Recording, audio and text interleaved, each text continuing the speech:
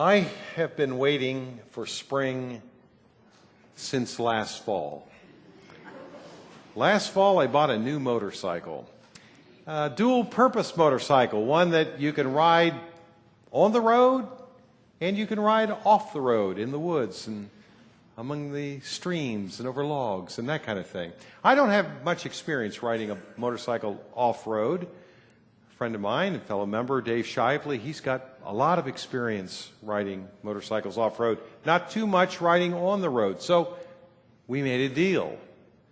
Dave, you buy a dual-purpose bike and I'll reacquaint you with the finer points of road travel and you can teach me how to ride off-road. Well, spring finally sprung and a few weeks ago. Weather was nice and we ventured out on our first trip together. I picked him up and I led the way and he followed me along the road. And we stayed on the back roads away from traffic, just kind of easing into things, over to Manaway and beyond to Garrettsville, over to Hiram and around Ladue Reservoir and then over to our house. Now, we're situated on 4 textured acres with hills and some open places, some woods and a little creek and a pond. And I'm driving up the driveway. I've kind of done my part of the deal, and I just figure, let's go on back and have some fun. So I just go right off the end of the driveway and across the backyard and into the woods and down a little hill around the pond and by the stream. And there's a hill in front of me. I'm up on my pegs like I heard you're supposed to be and do a little jump into the woods and over a log. I'm thinking, I'll bet I'm impressing Dave with what I'm able to do.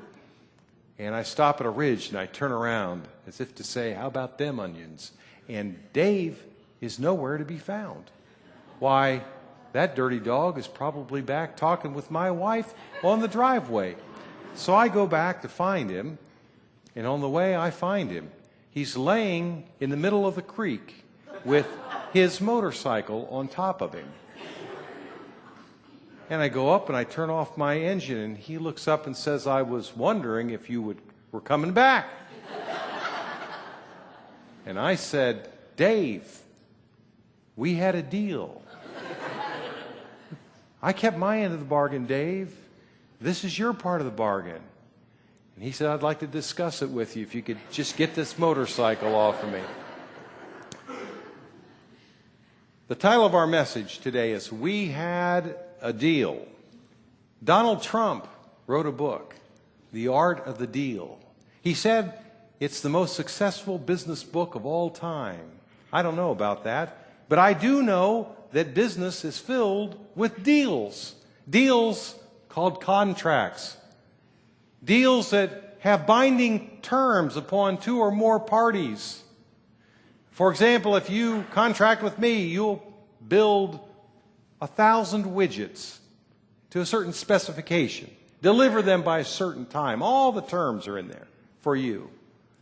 Well, then I'll, on my part, be contractually obligated to pay you $20 a widget. That's a deal.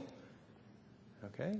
And if one of us doesn't fulfill our obligations, the deal is broken. If you make the widgets and I don't pay you, no deal. Or if I pay you in advance and you don't make the widgets, I get my money back. I could take you to court for that because the deal has been broken. Those are worldly agreements. There are also spiritual agreements. They're called contracts, but they're called covenants, but they're like contracts in the sense that they have terms that are binding upon 2 or more parties. In the Bible, a marriage is referred to as a covenant, marriage between 2 people. And we have terms that we're going to abide by. Now, marriages can, in our day and age especially, have some legal dimensions. If the covenant is broken, then we may go to a court of law to determine how assets are divided and that sort of thing. But fundamentally, they are spiritual agreements. We pledge to love, honor, and cherish one another so long as we both shall live. For better or for worse, in sickness or in health, in poverty or in wealth. I was sick during my last study leave, and I'm moping around the house and leaving used Kleenexes all over the place. And I schlep into the kitchen and say, "What's for lunch?" And Nancy said, "I married you for better or for worse, not for lunch. I'm going out." No, we enter into a spiritual covenant with one another. And not only with one another, but God has entered into a covenant or a spiritual agreement with us. He entered into one way. Basically, there's only one covenant. He reaffirms it. He entered into a covenant with Noah, and the sign of that was the rainbow. He entered into a covenant with Abraham. The sign of that was circumcision. He enters into a covenant with Moses. The sign given are the Ten Commandments. But all covenants are fundamentally the same with the Almighty. He will be our God if we will be His people, as we saw in our call to worship this morning. And we also saw there that God refers to Himself as a husband to us. We are the bride, and He is the husband. So we have a relationship with God. Now, Reed Fuller and I just went to a prayer workshop last Monday, and the workshop leader made an interesting observation about God, who says, "I am a jealous God," in our text. You can only be jealous of somebody if you're in a relationship with them, right? I can be jealous of Nancy because I'm in a relationship with her. I can't be jealous of somebody else. She loves James Taylor, but she can't be jealous of James Taylor because he marries somebody else because she's not in a relationship with him. Although, if he offered, I'm sure she would have it right out there. Okay, as soon as God enters into a relationship with His people, the covenant through Moses, He says then, "I am a jealous God." Now that I'm in a relationship with you, you need to know that. I expect fidelity. I expect faithfulness. No fooling around with other gods. Other gods like a god called Mammon, translated literally, money. No influences to compete with God for our devotion. If God says, "I need you to go left," and money says, "I need you to go right," who are we going to obey? No other gods, no horsing around with other gods. If we are faithful to God, God has promised to be faithful to us. If we forsake God, God then is the contract. The deal is broken. The obligations falling to Him are gone, no longer holding. When one party breaks a deal, the other party is released from their obligations. So if you don't make the widgets, I don't pay you. Or if you do, I better pay you. We had a deal. Often deals are made that lay out the consequences of, in case they're broken, this is what you can expect. They often include that. A marriage covenant even does. If we have a prenuptial agreement, it's just how assets will be preserved and so forth. Often those stipulations, what happens if the deal is broken, are specified. And they are in our text for today. Moses is on the threshold of the promised land. He's led the people of God through the wilderness right to the Jordan River. On the other side is the promised land. They're about ready to go over. But Moses is about to go the way of all flesh. He's about to die. He's turning the leadership over to Joshua. And he's just got some words of wisdom for the people. As you go over, he's telling them to remember their spiritual agreement, their covenant with God.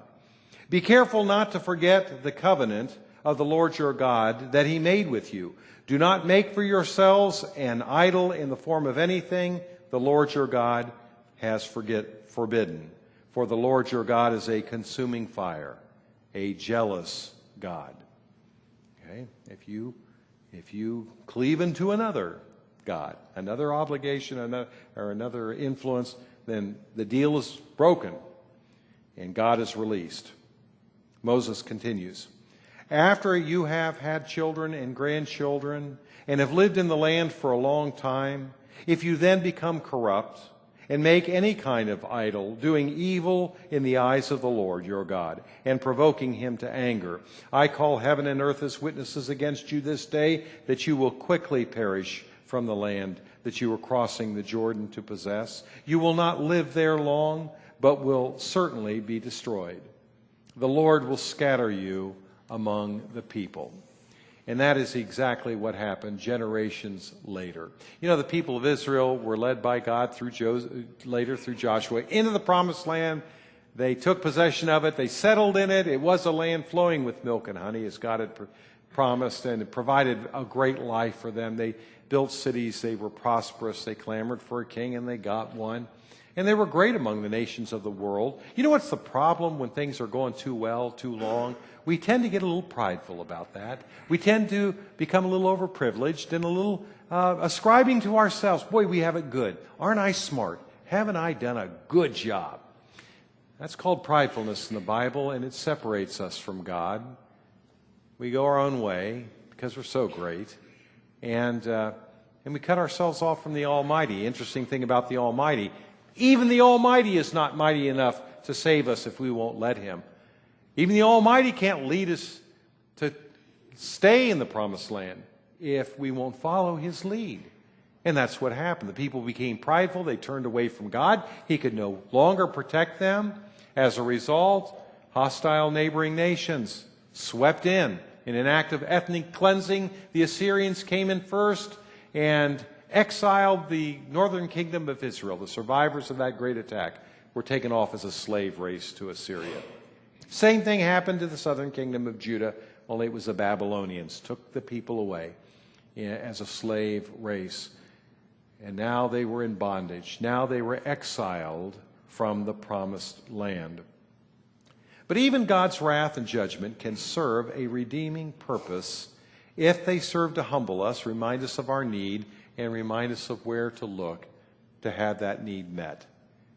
Just as pridefulness can turn us away from God, humility can turn us back to God.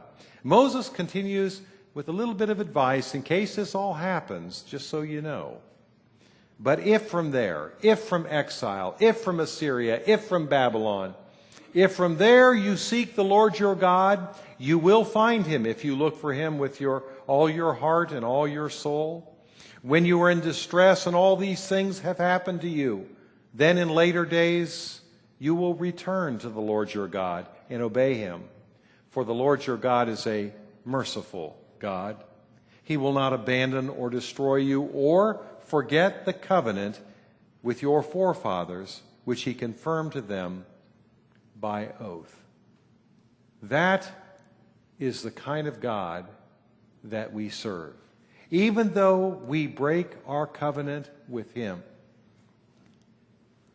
and even though we suffer the consequences of that, He always holds open the possibility of reconciliation with His people. Yes, He will discipline us, but only for our good and only to turn us back to Him. That kind of love is described at that quote on the front of our bulletins. Covenant love, it's called. I do even when you don't. My promise doesn't depend on your actions. I will even when you won't. When you won't love me, I will still love you. Now, my love may express itself in disciplinary ways, but it is an expression of love because it's for your own good and it's designed for you. Yeah, I fished Dave Shively out of the drink, and I'll tell you why. I want to continue a relationship with him because Dave is a genius when it comes to knowing how things work and how to fix them and he's got an inventive mind. He can just come up with these ideas. And I had just a couple days ago, stripped a screw out of my new motorcycle. And I called Dave up. I got, Houston, we have a problem. He goes, oh, you need a manual impact wrench. It'll take it right out. You can go to McMaster Car for one of those, or you can go to Harbor Freight, or you can come and borrow mine. And I got it, and by George, it took the screw right out of there. So here's what I'm going to do. I'm waiting for technology to develop just a little bit further. I'm going to make a lot of money off of Dave Shively. I'm going to plug something into his brain. I'm going to download his brain into a program like Siri. And whenever anybody has a problem, they just push a button. Dave's voice comes out and says, how can I help you? And you just say, I've stripped a screw in my motorcycle. And he'll say, get a manual impact wrench. That should take care of it. And it's going to, I value my relationship with Dave. And for some reason, God values his relationship with us. And he always holds open the possibility of restoring it. That's, I can tell you one thing about the covenant, two things about it for sure. Number one, we're going to violate it from time to time. That is our nature. But number two, God is always going to hold open the possibility for reconciliation because that is God's nature. He is a merciful God. Now, some of us may feel exiled from the Promised Land. Promised Land is just a biblical image for an abundant life, a good life. And we may feel exiled from it right now. We may have dug ourselves into a hole that we can't get out of. And we're in a real mess. But God's promise to us is, no matter how big a mess we've made, as soon as we decide to turn back to Him, if we become sufficiently humbled, when we turn back to Him with all of our heart and our soul, in our devotion to Him alone, He says, that's when I'll be able to lead you back to the Promised Land. That's exactly what He did with the exiles in their bondage. He led them back to the Promised Land because that's the kind of God we serve. So if our pridefulness gets us into trouble, it is our humility which is the antidote. And that's why we come to church and to this table to be reminded of who we can turn to and His promise. We had a deal. We may have broken it, but we can restore ourselves to Him at any time. At any time. Once we become... If you want to know what happens when we humble ourselves, rise and sing this song. You'll get your answer. Please rise.